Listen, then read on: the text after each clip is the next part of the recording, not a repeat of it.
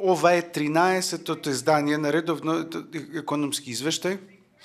Извештајот прави проценка на најновите економски случувања во Албанија, Босна и Херцеговина, Косово, Македонија, Црна Гора и Србија. И дава економски изгледи за наредните 3 години. Би сакала да му одадам признание на економисти на Светската банка кои што се поврзани со Подгорица, Тирана, Приштина, Белград, Скопје и така натаму. Тие се тука да ви дадат коментари и видувања од страна на секој земјите. Како и во претходните изданија, овој извештај се насочува на економскиот раст и создавањето на работните места. Сите земји во Западниот Балкан се соочуваат со предизвикот за создавање повеќе и подобри работни места, особено со оглед на високите нивоа на невработеност во земјите во регионот. Би сакала да нагласам 3 наоди од овој извештај за растот, за работните места, како и за предизвикот на зголемувањето на приходите во Западниот Балкан. Прво, за растот, во 2017 година регионот Западен Балкан растеше со 2,3% пониско од 3,1% забележани претходната година. 2017 година растот беше посилен од 2016 во Албанија, Косово и Црна Гора. Во овие земји двигател на растот беше малопродажните цени и извршувањето на големите инвестициски проекти. Растот беше стабилен во Босна и Херцеговина, главен двигател на тоа е потрошувачката. Растот беше понизок во Србија поради тешка зима и застана во Македонија, каде што политичката криза ги намали како јавните, така и приватните инвестиции. Во предстојните години го проектираме растот во Западен Балкан да стигне 3,4% во 2018 година и 3,5% во 2019 година.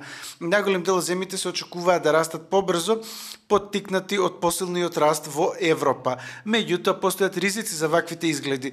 Надворешно, растот е под влијание ако со оглед на заштита на трговијата. Закрепнувањето во Европа е придружено со нормализација на глобалните каматни стапки, што може да доведе до зголемување на трошоците за кредитирање на Западниот Балкан.